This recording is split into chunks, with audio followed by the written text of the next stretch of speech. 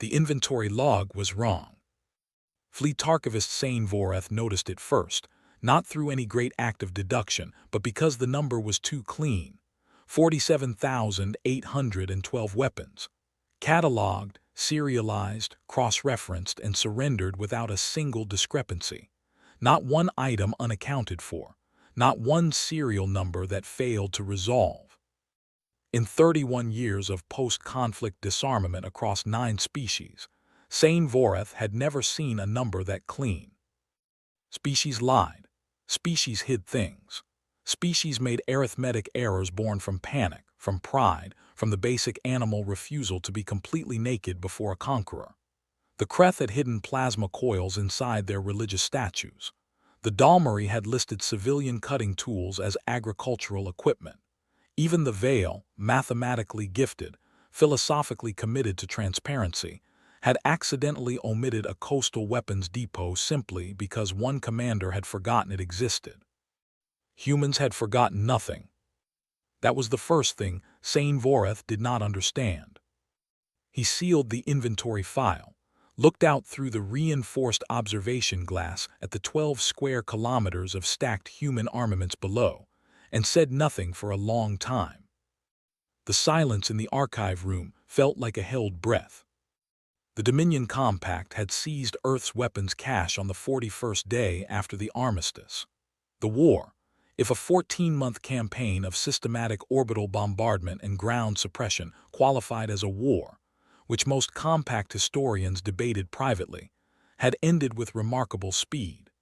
Human resistance had collapsed with what Compact military analyst Vorshan described in his initial report as disappointing predictability. The humans had fought hard, certainly. They always did, according to the frontier scouts who had first encountered them. But hard was not the same as effective, and effective was not the same as winning, and the Compact had weapons that bent gravity and fleets that blotted the light from 3 of Earth's visible stars when they moved into position. The outcome had never genuinely been in question.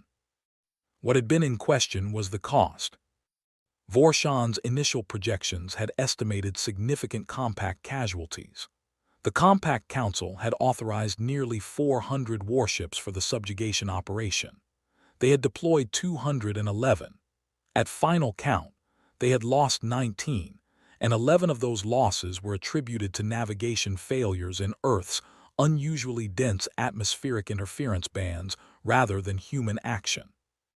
The Compact had expected a cornered predator. They had found something that looked, from a military distance, like a very brave prey animal. Brave was the word Vorshan used in his report. His superior, Fleet Commodore Dreshnar, had approved the language without comment. Neither of them would use that word again in 4 months. Sane Voreth flagged the inventory anomaly through the standard reporting chain and received a response within the hour. The response was, essentially, a bureaucratic shrug. The number was clean because the humans had cooperated fully. The humans had cooperated fully because they had no leverage. They had no leverage because they had lost. The logic was airtight. The logic was also, he felt with a certainty he could not yet articulate, completely wrong. He was still staring at the file when the door to the archive room opened. "You're still here." The voice belonged to Compact Liaison Officer Marin Osai. Human. Female, according to Compact biological classification. The Compact had installed 12 human liaison officers in administrative positions immediately after the armistice, a calculated gesture of cooperative governance that the Council privately described as managed visibility. Let some of them work in the rooms where decisions happened. Let them see the administration without seeing the architecture beneath it. Sane Voreth had not requested a human liaison. He had been assigned one. "The inventory," he said, without turning from the window. "Your species surrendered every registered weapon in your global military database." "We did," Marin said. "The compliance rate is 100%. "Yes." "In 31 years," Sane Voreth said, and now he did turn because he wanted to watch her face. I have never recorded 100% compliance. Not once. Not from any species. Marin looked at the inventory log on his screen. She looked at it for exactly as long as it would take to read the top line. Then she looked back at him with an expression he was still learning to classify, something that lived in the very small space between a smile and its absence. "Maybe," she said, "we're just very organized." She left before he could answer. He thought about that sentence for the rest of the day. He thought about it specifically because it was true. Humans were demonstrably, extraordinarily organized. Their military record-keeping was precise to a degree that embarrassed most compact administrative systems. Their logistics infrastructure, even in the aftermath of bombardment, had functioned with a coherence that compact supply officers quietly found unsettling. But organization was a trait, a tool, and tools were used for purposes. He began, very quietly, to wonder what purpose an impossibly precise inventory served for a species that had just lost everything.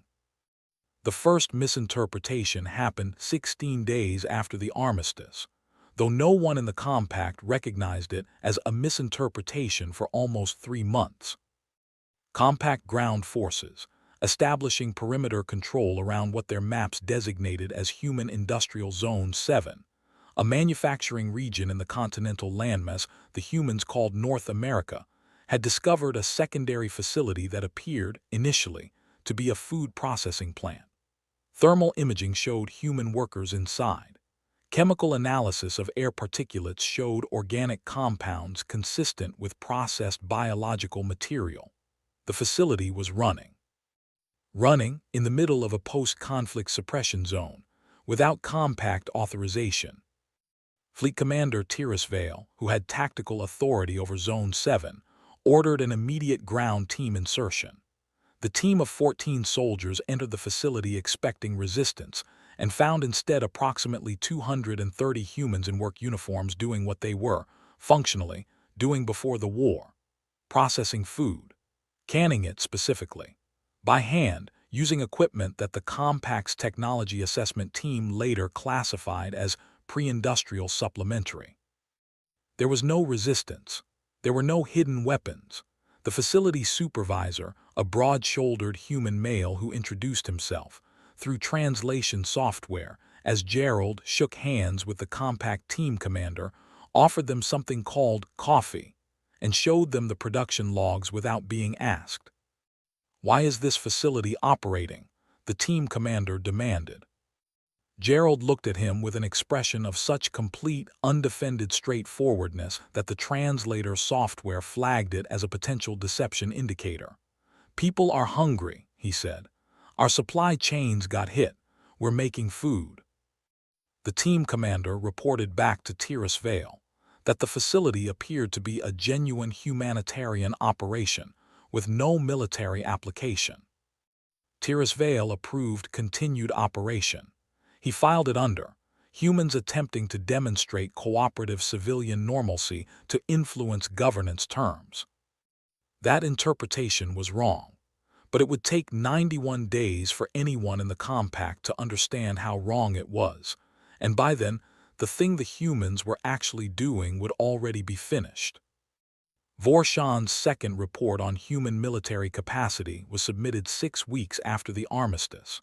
It was 17 pages long and concluded, with the careful hedged language of a professional analyst, that humanity represented a negligible residual threat under current suppression parameters. He had not yet spoken to Sane Voreth about the inventory. He had not yet noticed, in human broadcast traffic, which the Compact monitored but did not fully translate, given the resource cost of processing 6,000 distinct human linguistic variants, a specific category of communication that had increased by over 400% since the armistice. The category, when Sane Voreth finally isolated it 3 weeks later, was something the humans called informal education. Tutorials, instructions, guides, explanations, hundreds of thousands of them uploaded daily to human information networks, covering topics that ranged across chemistry, physics, mechanical engineering, electrical systems, materials science, biology, and dozens of specialized fields. The compact's automated classification system struggled to even categorize. None of it was classified. All of it was public. Any compact monitoring system could see it. Saint Voreth stared at the data cluster for a long time. "You're worried," Marin said from the doorway. She had a habit of appearing at the exact moment his thinking reached a wall, which he had decided to interpret as coincidence. "Your species is distributing technical knowledge at unprecedented volume," he said. "Post-conflict. People have time on their hands," she said. "No jobs, infrastructure down. What else are they going to do?" "Learn," Saint Voreth said. "Sure. Everything." Marin picked up the coffee she had brought him. She brought him coffee every morning now, which he had concluded was either a cultural ritual or a manipulation, and which he consumed regardless, and she said, very quietly, "Is that illegal?" It wasn't. The armistice terms covered weapons, military organization, communications about resistance. The compact had written the terms carefully, specifically, thoroughly. Learning was not a weapon. It was not listed. He had somehow never thought to list it. Here is where the weight of everything shifts. Saint Voreth pulled the original armistice document on a Tuesday morning and spent 4 hours reading it with the specific, uncomfortable focus of someone who has realized they may have misread a map they thought they knew perfectly. The compact armistice terms were comprehensive by any reasonable standard. They covered weapons systems, vehicles with offensive capability, communications infrastructure with military bandwidth, organizational structures that resembled military units above a specified threshold, and materials classified under compact law as weapons grade. The terms had been drafted by a team of 12 compact legal architects over 3 months. They were considered a masterwork of post-conflict governance. They covered everything the compact knew to list. The question that now sat in Saint Voreth's chest like something with weight was not what they had listed. It was what they had assumed did not need listing. He called up the weapons cache inventory again. 47,812 items, all present, all accounted for, all correct. He thought about the food processing plant running in Zone 7. He thought about the educational uploads. He thought about Marin's face when she said asterisk maybe were just very organized, and the particular quality of her stillness when she said it. He thought about a species that had just lost a war badly, quickly, with minimal apparent leverage, and had proceeded to comply with every single term of the disarmament with a precision so exact it was statistically anomalous. Not resisting, not hiding, complying. He pulled a new file. He started a new search. He was looking for something he did not yet have a name for, which made searching for it extremely difficult, which he suspected was not an accident. The search took 11 days. What it found changed the shape of everything he thought he understood. The humans had not hidden their weapons. They had hidden the concept of what their weapons were. Saint Voreth's discovery, and he would later struggle to call it a discovery because the information was not hidden, was not classified, had never been secret, was a document, a public document, available on human information networks continuously for the prior 140 years, an academic text in a field the humans called strategic theory.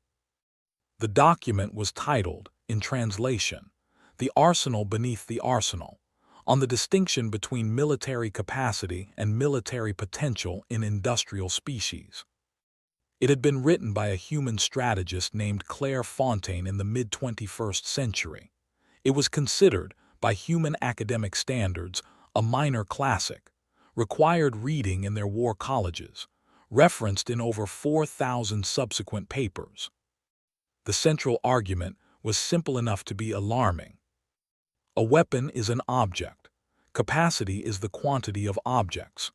Potential is the structural ability to create objects, and it is not the same thing as the objects themselves. You can seize every weapon a species possesses and eliminate their capacity entirely, Fontaine argued. But if you leave intact the industrial infrastructure, the technical knowledge base, the distributed manufacturing networks, the chemical and material supply chains, and critically, the human expertise distributed across a civilian population, you have not disarmed them. You have merely reset them to an earlier point in their production timeline. And if that species then uses the post-conflict period to aggressively distribute technical knowledge across its entire civilian population, while rebuilding its industrial networks under the framing of humanitarian reconstruction. Sainvorath stopped reading. He sat very still for a moment. Then he picked up his communication unit and called Vorshan. "The food processing plants," he said when Vorshan answered. "In Zone 7 and elsewhere, how many are currently operating under humanitarian exemptions?" A pause, the sound of data retrieval. Across all zones, approximately 412 as of last week's report. What are they producing? Food, canned goods primarily. Some pharmaceutical compounds classified as civilian medical. What else do they produce? A longer pause. The monitoring reports indicate food products. What, Sainvorath said with a deliberate and frightening calm, are the byproducts of their industrial processes, the chemical waste streams, the thermal signatures, the machinery wear patterns. Silence. Vorshan, pull the full environmental monitoring data on those facilities, all 412. I need the complete chemical output analysis. That will take. Start now. He ended the call. He looked out the window at the weapons cache, 47,812 items, all present, all correct. And he understood, for the first time with a clarity that felt like cold water, that the humans had given them exactly what they asked for. They had simply never been asked for the right thing. The full environmental data on the 412 facilities took 3 days to compile. Sainvorath did not sleep much during those 3 days. Marin brought him coffee each morning and said nothing about the new files open on his screens, which he found instructive. On the 3rd day, Vorshan arrived in person. He put the compiled data on the table between them. He did not sit down. The chemical byproduct profiles, Vorshan said. He was a large, gray-scaled compact officer of 20 years' service, and his voice had the flat, controlled quality of someone managing something that wanted very much to be panic. 41 of the facilities show trace signatures consistent with high-temperature metal alloy processing. 41, Sainvorath repeated. 17 show chemical waste streams consistent with energetic compound production at low volume, below the threshold that triggers our automated alerts. Below the threshold. Deliberately below the threshold, Vorshan said. Then, as if saying it aloud made it more real, each facility is individually below the alarm threshold, collectively. Collectively, Sainvorath said. They looked at each other. How long have they been running? Sainvorath asked. The oldest humanitarian exemption approval is dated 11 days after the armistice. 11 days. The humans had waited 11 days, long enough to let the post-conflict monitoring settle into routine, long enough for the compact administrative staff to finalize their zone assignments and establish their reporting cycles, long enough to become background noise. We need to inform the council, Vorshan said. Yes, Sainvorath was already reaching for his communication unit, and we need to understand something first. What? Whether what they're producing is for defense, Sainvorath said, or for something else.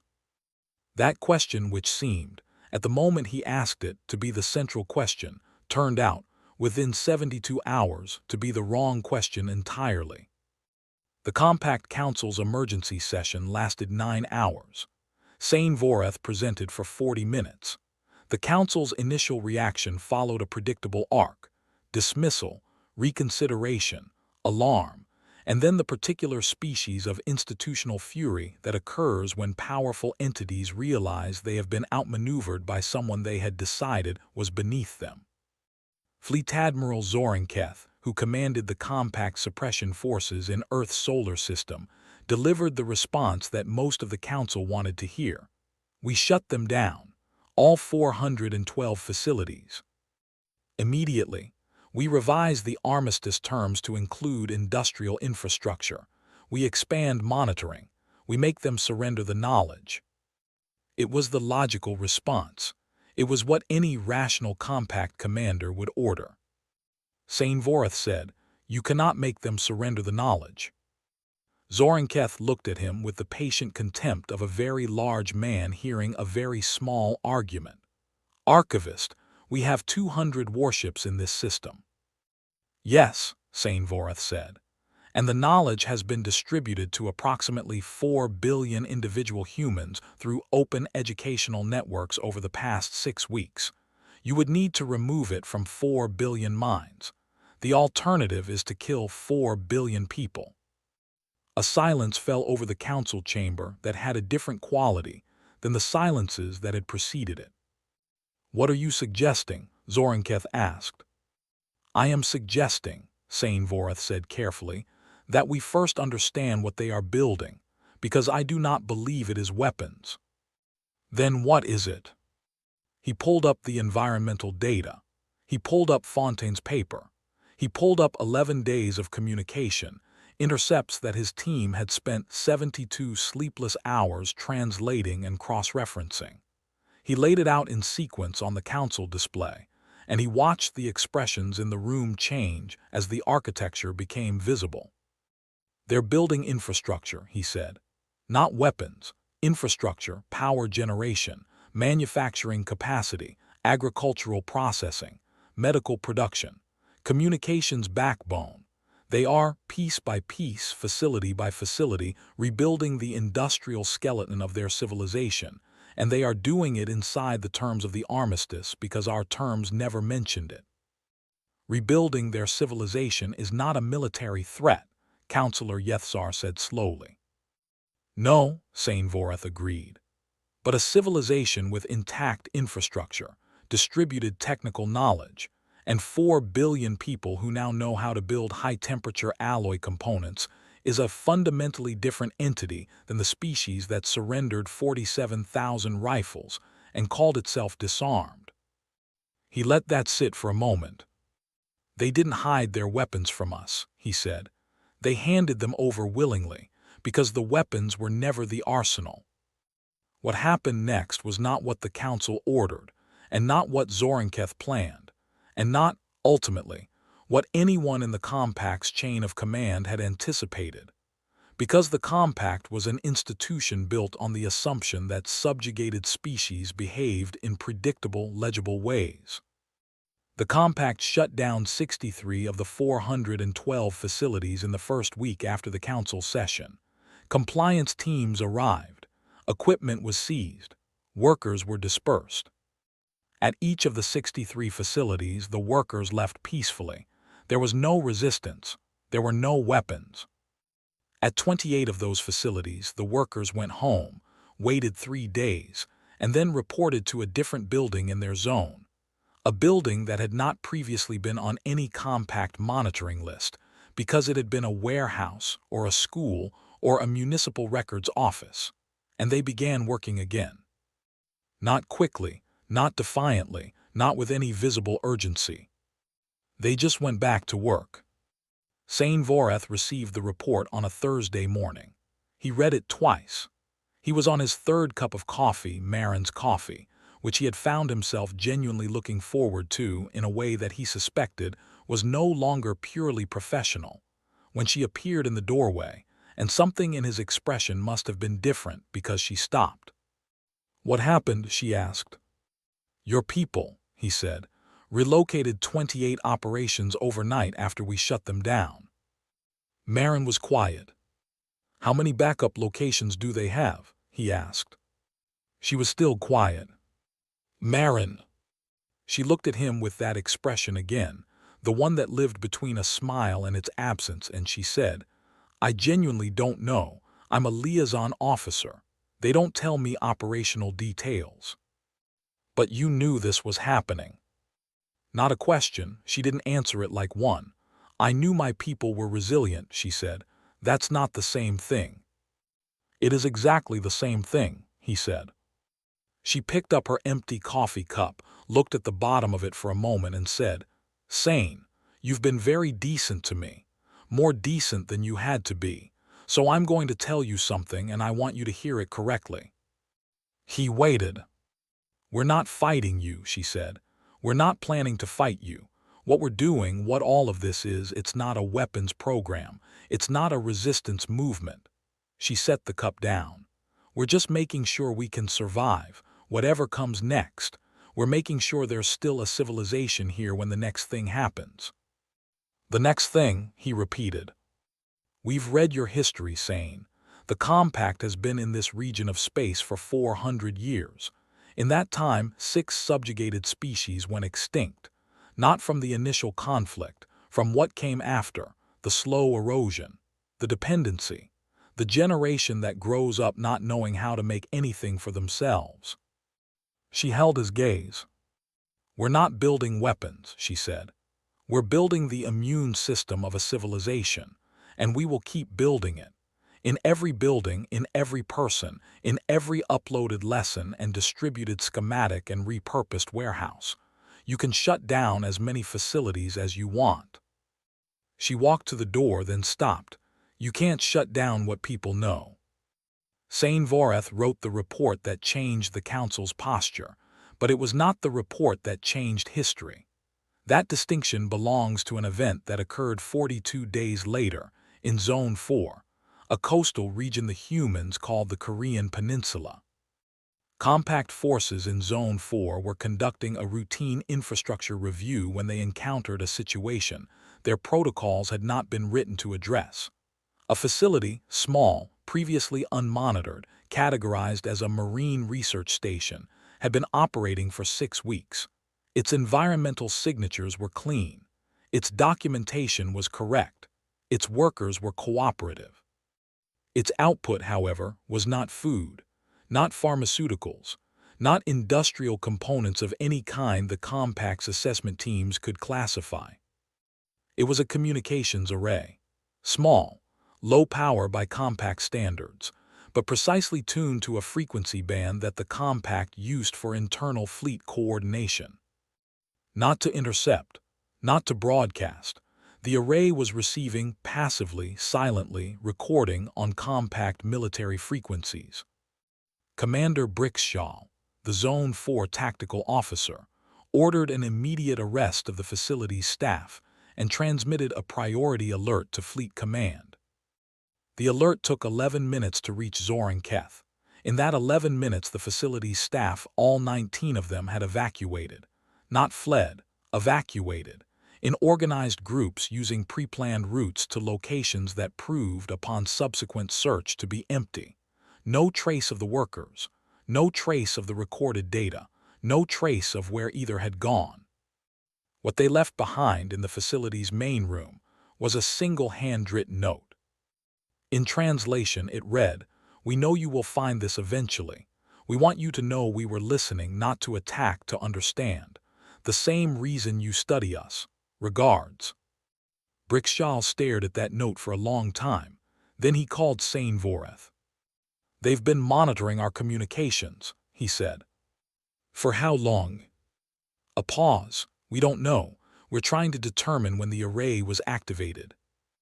"Don't look at when it was activated," Sane Voreth said.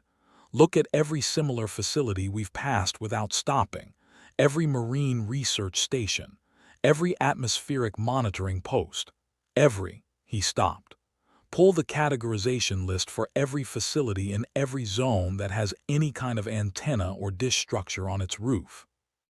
Another pause, longer. "Archivist," Brickshaw said, "that's going to be a very large number." "Yes," Sane Voreth said, "I know." The number, when it came back, was 407. 407 facilities across every zone, with some form of receiving or transmitting equipment, all classified under non-military categories, all individually innocuous, all collectively constituting what Sane Voreth's communications expert described, in a voice that was very carefully controlled, as a distributed intelligence-gathering network of meaningful coverage. The humans had, while appearing to rebuild their food supply, built an ear. They had been listening to the compact, its fleet positions, its logistical communications, its administrative traffic, for weeks. And they had, the note made clear, not done so to plan an attack. They had done so to understand. The council meeting after the Zone 4 discovery lasted 14 hours. Zorenketh argued for immediate, comprehensive suppression, full facility shutdowns across all zones, movement restrictions on human populations, mandatory surrender of all communication equipment down to personal devices. He won the vote. The order was issued. It was, Sane Voreth would later note in his final report, the moment the compact made its most consequential error. Not because the order was strategically wrong by compact doctrine. It was entirely consistent with compact doctrine. It was wrong because it was precisely what the humans had, apparently, predicted. The suppression operation began on a Monday. By Wednesday, compliance reports were coming in that used phrases like total cooperation and no resistance, phrases that Sane Voreth now read with a different part of his brain than he had 4 months earlier. Total cooperation, no resistance. He was still in his office at midnight when Marin appeared. She had not brought coffee. She looked, for the first time since he had known her, tired in a way that showed. "They're going to hurt people," she said. "The suppression teams, when they find the underground networks." "There are underground networks." "There are always underground networks, Sane. Your council just ordered a comprehensive suppression. You don't think people are going to disappear into the parts of their cities you haven't mapped." He had thought exactly that. And the intelligence gathering, the communications arrays. "Redundant copies of everything collected are already distributed," she said quietly. "On personal devices, in people's homes, in formats that your scanning equipment classifies as entertainment media, because we anticipated this too." He absorbed that. "How far ahead are your people thinking?" "We lost a war in 14 months, she said. "We've had 100,000 years of practice thinking about what happens when you lose." She sat down in the chair across from his desk, the first time she had ever sat in his office uninvited. "You want to know what the real arsenal is? It's that. The cognitive infrastructure. Every person on this planet who has read Fontaine, every person who grew up learning what happens to civilizations that forget how to build things. Every person who understands that the most dangerous form of surrender is the one that feels like peace." "You prepared for this," Sane Voreth said slowly. "Not for this conflict specifically. You prepared." "For the shape of things," Marin said. "Yes, we've been preparing for the shape of things for a very long time."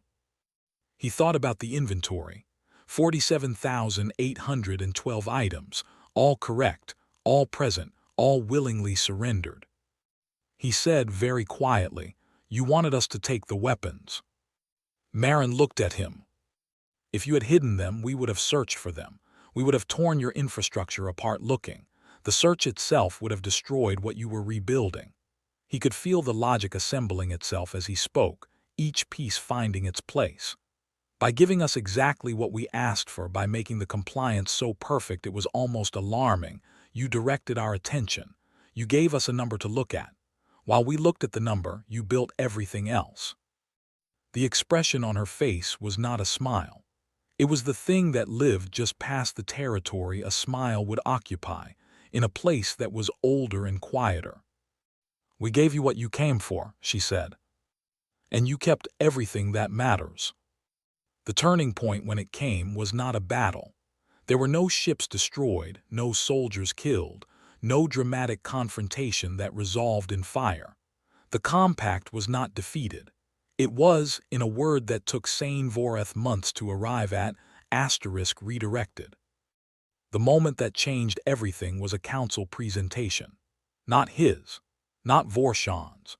A presentation by the compact's own economic analysts, submitted 60 days after the suppression order, which concluded, with the reluctant precision of professionals who had checked their numbers 4 times before submitting, that the human industrial reconstruction, even under active suppression, had increased the productive output of Earth's civilian economy by 31% in 90 days. 31%, under suppression, with 63 facilities shut down and 407 communication arrays seized. The analyst's note at the bottom of the page read, "We cannot identify the mechanism. Distributed knowledge dissemination appears to be the primary driver. The more facilities we close, the more workers relocate to informal production environments that are below monitoring threshold.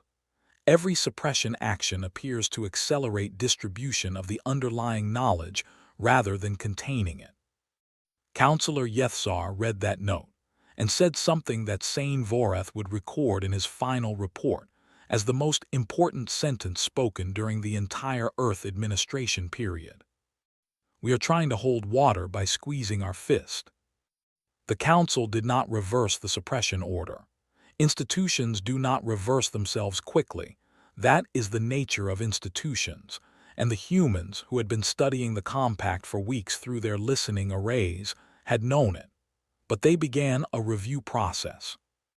And into that review process, Sane Voreth inserted his complete analysis. The inventory, the education surge, the facilities, the arrays, the fountain paper, and a conclusion that took him 3 weeks to write because he needed to find language that the Council would hear without rejecting. The conclusion was this: humanity's military arsenal was, as claimed, surrendered in full. Humanity's actual arsenal, the distributed cognitive and industrial infrastructure of a species that has been preparing for civilizational endurance across generational timescales, was never subject to the armistice terms because the compact did not know it existed. We cannot seize it. We cannot destroy it without destroying the population. We must instead decide what we are trying to accomplish. That last sentence, that question, what are we trying to accomplish? It hung over the council chamber like weather. The final resolution took 4 more months, and it was not clean. It was not triumphant. It was the kind of outcome that history books, written by the winners, tend to smooth into narrative shape. But the raw texture of it was uncomfortable, and the humans knew it, and the compact knew it, and both sides moved forward anyway because the alternative was a suppression campaign against a population that had proven, quietly and without drama, that it could not be effectively suppressed. The revised armistice terms expanded human industrial rights in exchange for formalized transparency about production outputs. The communications monitoring networks, the 407 facilities, were, after lengthy negotiation, granted provisional status as civilian information infrastructure with compact oversight. The educational networks were not touched because no legal mechanism existed to touch them, and no one on the council wanted to be the person who proposed making learning illegal. Marin Os remained in her liaison position.